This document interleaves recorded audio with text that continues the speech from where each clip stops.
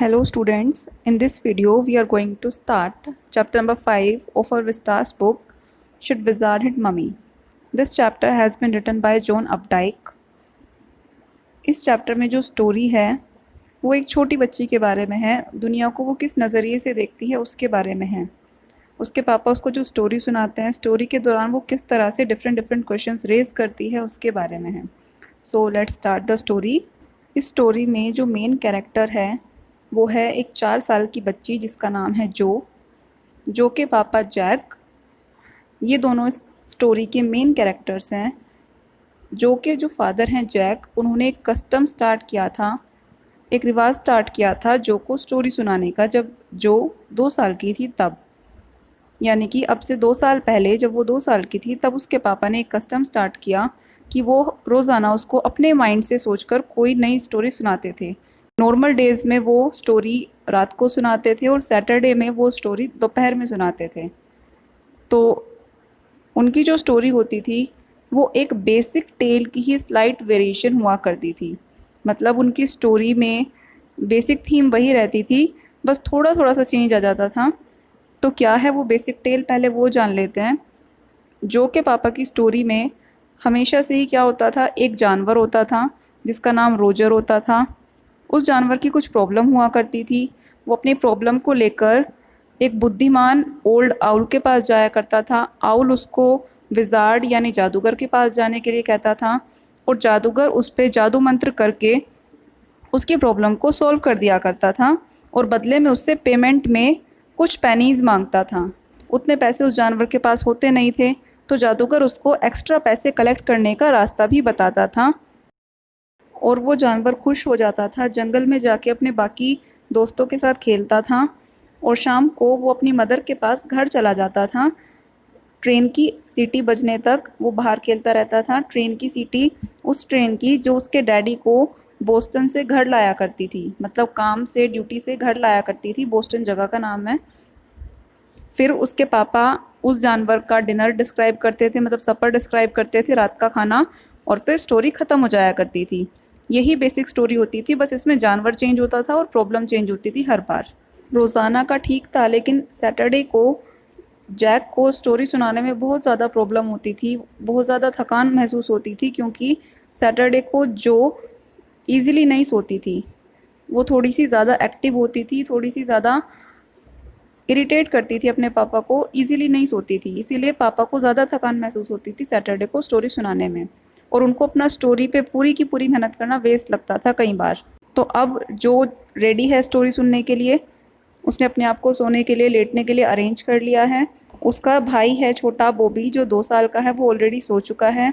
तो आज पापा ने उससे अब पूछा कि जो बताओ आज की स्टोरी किस बारे में होनी चाहिए।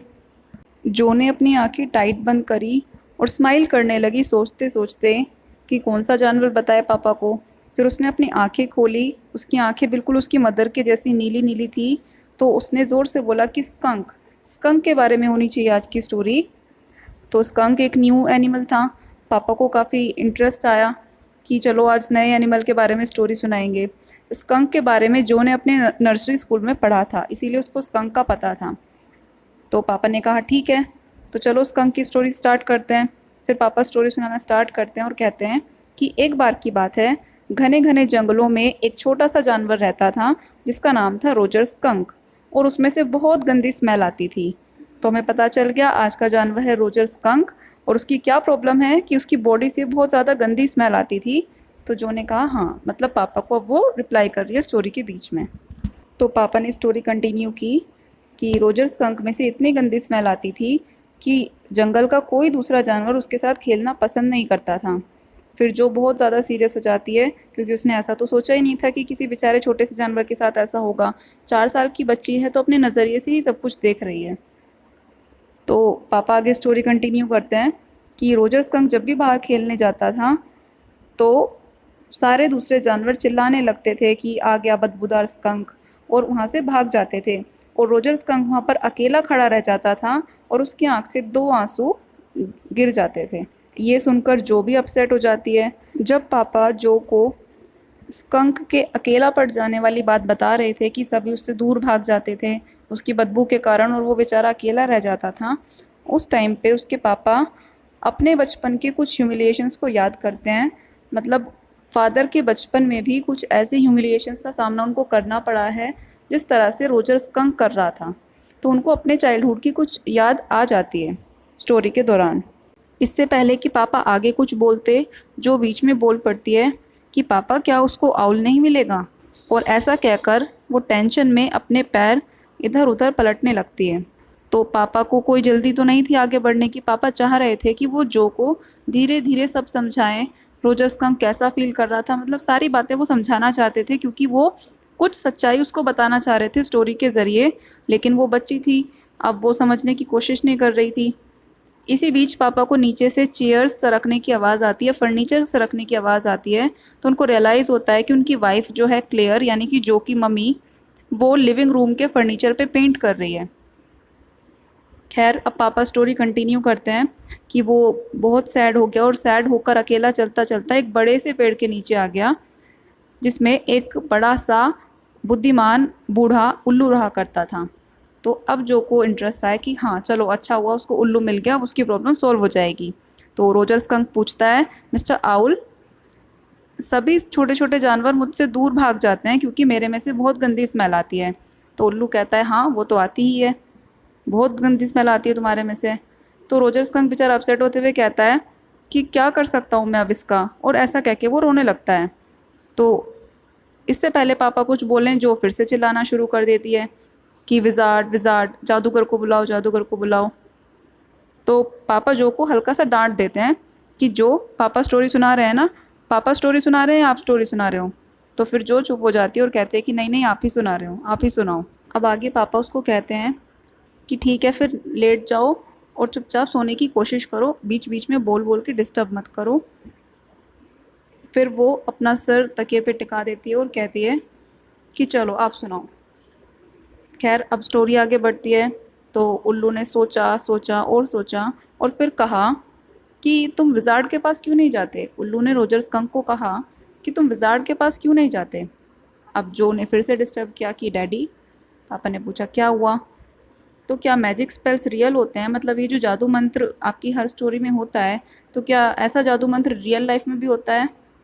अब ये एक न्यू फेज़ था क्योंकि अब जो धीरे धीरे बड़ी हो रही थी और वो धीरे धीरे अब इंटेलिजेंट क्वेश्चंस पुट अप करने लगी थी। पिछले महीने भी उसने ऐसा ही कुछ पूछा था जब जैक ने उसको बताया था कि जो स्पाइडर्स होती हैं वो बग्स को खाती हैं। तो उसने अपनी मम्मी से पूछा कि क्या सच में ऐसा होता है, क्या सच में स्पाइडर्स बग्स को खाती हैं। और फिर जब मम्मी ने उसको कहा कि भगवान जी जो हैं वो स्काई में रहते हैं, आसमान में रहते हैं, और उनके हर तरफ भगवान मौजूद होते हैं, तो उसने फिर पापा से पूछा कि पापा क्या सच में ऐसा होता है। तो यानी कि अब वो हर चीज़ पे क्रॉस क्वेश्चन करने लगी थी। तो ये भी उसी का एक पार्ट था। तो उसने पूछा कि क्या मैजिक स्पेल रियल लाइफ में होते हैं, जादू मंत्र होते हैं। तो पापा ने यूं ही रूखेपन से कह दिया कि ये स्टोरीज़ में रियल होते हैं। जो के बार बार डिस्टर्ब करने के कारण पापा अपनी बीट मिस कर रहे थे, मतलब जो फ्लो में वो स्टोरी सुना रहे थे, जो बीच बीच में डिस्टर्ब करके पापा का फ्लो बिगाड़ देती थी। तो इसलिए पापा को बीच बीच में इरिटेशन होती थी। फिर आगे स्टोरी कंटिन्यू होती है। तो उल्लू अब रोजर स्कंक से कहता है कि घने जंगलों से होकर जाना, एप्पल ट्रीज़ के नीचे से, दलदल में से होके जाना, ओवर द क्रिक। अब पूछती है पापा क्रिक क्या होता है। तो पापा बताते हैं क्रिक एक छोटी नहर को कहते हैं, छोटी नदी को क्रिक कहते हैं। तो उल्लू ने उसको रास्ता बताया कि क्रिक के ऊपर से होके जाना और फिर वहाँ तुम्हें विजार्ड का घर मिल जाएगा, जादूगर का घर मिल जाएगा। और उसी तरह से रोजर स्कंक चला गया और चलता चलता जल्दी ही वो एक छोटे से वाइट कलर के घर के बाहर आके रुका। उसने दरवाज़ा खटखटाया, फिर अंदर से एक छोटा सा बूढ़ा आदमी बाहर निकल के आया, मतलब कम हाइट वाला बूढ़ा आदमी बाहर निकल के आया जिसकी लंबी लंबी सफ़ेद रंग की दाढ़ी थी और नुकीली सी नीले रंग की हैट पहनी हुई थी उसने। और उसने कहा कि ये किसकी स्मेल है, क्या है ये, कितनी गंदी स्मेल आ रही है तुम में से।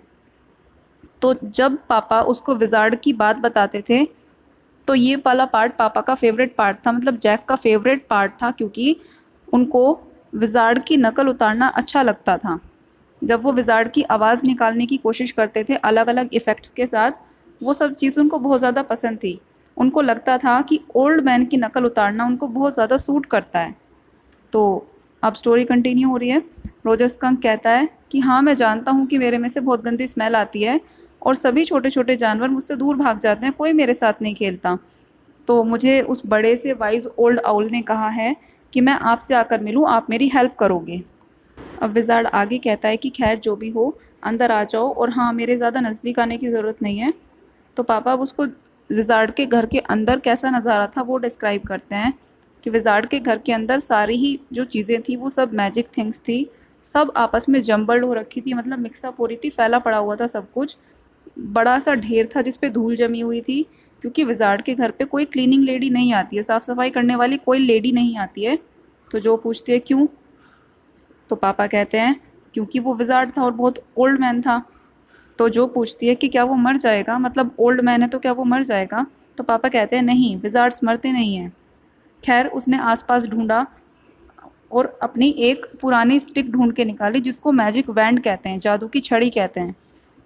और उसने रोजर स्कंक से पूछा कि तुम्हें कैसी स्मेल चाहिए बताओ। रोजर स्कंक ने सोचा सोचा सोचा और कहा कि रोजेस, मुझे रोजेस की स्मेल चाहिए। अब ये सुनकर जो खुश हो जाती है कि अब उसकी स्मेल रोजेस की हो जाएगी। तो अब विज़ार्ड की अजीब सी आवाज़ में पापा ने जादू मंत्र पढ़ के सुनाना शुरू किया, जादू मंत्र बोलना शुरू किया विज़ार्ड की नकल उतारते हुए। आबरा कडाबरा होकस पू, roses conk how do you do, roses बोजेस pull an ear, roses conk you never fear, bingo. तो इस तरह का कोई मंत्र पढ़ा जादूगर ने और उसकी स्मेल रोजेस की हो गई। वहाँ पे हर जगह रोजेस की स्मेल आने लगी, बहुत अच्छी स्मेल आ रही थी। तो पापा ने कहा कि स्मेल चेंज होते ही रोजर फिश बहुत ज़्यादा खुश हो गया, खुशी के मारे चिल्लाने लगा। और विज़ार्ड ने बहुत क्रैंकी होते हुए कहा, बहुत अजीब सी इरिटेटिंग वॉइस में कहा कि इसके 7 पेनीज लगेंगे। तो अब जो फिर से टोकती है कि डैडी। डैडी कहते हैं क्या हुआ, रोजर स्कंक की स्टोरी सुन रहे हैं हम, आपने कहा रोजर फिश। तो पापा ने कहा हाँ हाँ स्कंक, सॉरी आपके पापा से मिस्टेक हो गई। तो कहा था मैं, हाँ पेनीज की बात हो रही थी। तो फिर जो कहते हैं कि चलो पापा आप स्टोरी कंटिन्यू करो। तो स्टोरी कंटिन्यू होती है। रोजर स्कंक कहता है कि ठीक है, लेकिन मेरे पास 4 ही पेनीज हैं, और ऐसा कहकर वो रोने लगता है। ये सुनकर जो भी दोबारा से रोने वाला फेस बना लेती है, लेकिन इस बार उसके पापा एनॉयड हो जाते हैं उससे, उन्हें थोड़ी सी इरिटेशन होती है। अब इतने में ही नीचे और ज़्यादा फर्नीचर सरकने की आवाज़ आती है। तो पापा मन ही मन सोचते हैं कि क्लेयर को, यानी उनकी वाइफ को, इतना ज़्यादा हैवी काम नहीं करना चाहिए, क्योंकि वो 6 मंथ्स प्रेग्नेंट है और ये उनका 3rd चाइल्ड होने वाला था। तो खैर स्टोरी कंटिन्यू होती है फिर से। तो विज़ार्ड कहता है कि चलो अच्छी बात है, तुम ऐसा करो, इस गली के एंड तक जाना और वहाँ पे जाके 3 बार घूमना और नीचे देखना जादुई कुएं में, वहाँ पर तुम्हें 3 पेनीज पड़ी मिल जाएंगी, जल्दी जाओ। तो रोजर स्कंक गया, गली के एंड तक 3 बार घूमा और वहाँ पर कुएं में उसको 3 पेनीज पड़े मिल गए। तो वो उनको उठा के लाया और उनको विज़ार्ड को दे दिया, और वो बहुत ज़्यादा खुश था और दौड़ता हुआ जंगल में चला गया वापस। सभी दूसरे जानवर भी बहुत खुश थे, उसके आसपास वो सारे इकट्ठे हो गए क्योंकि उसमें से बहुत अच्छी स्मेल आ रही थी। तब उन्होंने सब ने साथ मिलकर टैग खेला, बास्केटबॉल खेला, फुटबॉल खेला, बेसबॉल खेला और तरह तरह के गेम्स खेले। पिकअप स्टिक्स खेला। अब पिकअप स्टिक्स का नाम आने पे जो पूछती है कि ये पिकअप स्टिक्स क्या होता है, तो पापा कहते हैं कि एक गेम होता है जो स्टिक्स के साथ खेलते हैं। तो जो पूछती है कि बिल्कुल वैसी स्टिक जैसी जादूगर का मैजिक बैंड होता है, उसकी जादुई छड़ी जैसी स्टिक्स होती हैं। तो पापा कहते हैं कि हाँ कुछ कुछ वैसी ही स्टिक्स होती हैं। और फिर वे सारे बच्चे सारे गेम्स खेलकर अंधेरा होने पर हंसते हंसते अपने घरों को, अपनी मम्मीज़ के पास लौट जाते हैं। उसके बाद जो को लग रहा था कि शायद स्टोरी ओवर हो गई है, तो वो इधर उधर देखने लग जाती है, अपने हाथों को इधर उधर घुमाने लग जाती है। तो पापा को ये आदत पसंद नहीं थी, जब पापा बोल रहे हों और कोई ध्यान से उनको ना सुने, तो ये वाली हैबिट जैक को, यानी जो के फादर को पसंद नहीं थी, स्पेशली अगर ये हरकत कोई लेडी या कोई लड़की करे तो। अब पापा जो को थोड़ा सा स्ट्रिक्टली बोलते हैं कि जो क्या तुम सुन रही हो। वो कहती है हाँ मैं सुन रही हूँ।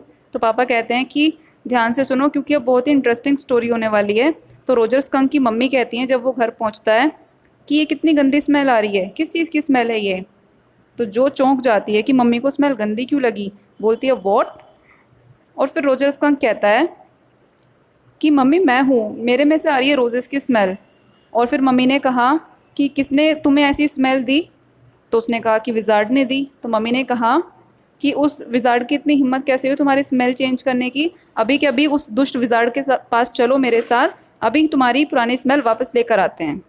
जो एकदम से उठकर बैठ गई और उसके हाथ जो थे हवा में हिलने लगे। तो कहती है लेकिन डैडी, फिर दूसरे जानवर तो भाग जाएंगे ना अगर उसकी स्मेल फिर से पुराने जैसी हो जाएगी। और वो अपने हाथों को इधर उधर घुमा रही थी हवा में ही। तो पापा कहते हैं कि ठीक है, लेकिन तो रोजर स्कंक आगे कहता है मम्मी से कि मम्मी, सभी जानवर भाग जाते हैं मेरी स्मेल की वजह से। तो फिर मम्मी कहती है कि मुझे परवाह नहीं है, आई डोंट केयर, तुम्हें ऐसी ही स्मेल आनी चाहिए तुम में से जैसी एक छोटे स्कंक में आनी चाहिए, और मैं तुम्हें अब वापस उस विजार्ड के पास ले जा रही हूँ। मम्मी ने एक अम्ब्रेला लिया और रोजर स्कंक को लेकर विजार्ड के पास पहुंची और विजार्ड के सिर पे उन्होंने अम्ब्रेला से मारा। अब जो ने कहा नहीं, और उसने फिर अपने हाथ निकाले पापा के लिप्स पर रखने के लिए, जैसे किसी को बोलने से रोकना चाहते हैं तब रखते हैं। तो जो ने पापा को चुप कराना चाहा कि नहीं नहीं पापा, ऐसा मत सुनाओ, उसकी स्मेल को दोबारा से चेंज मत करवाओ, ऐसा वो चाह रही थी। फिर उसने कहा पापा को कि पापा आप ऐसे नहीं, ऐसे सुनाओ कि विजार्ड ने मम्मी को दोबारा हेड पे मारा और स्मेल चेंज करने से मना कर दिया। तो पापा ने कहा नहीं। विजार्ड ने कहा ओके, और रोजर स्कंक की स्मेल फिर से पुराने जैसी हो गई, रोजेस की स्मेल नहीं रही। तो अब जो अपसेट हो जाती है, लेकिन अब बाकी जानवरों का क्या, वो तो भाग जाएंगे ना, अब स्कंक फिर से अकेला रह जाएगा।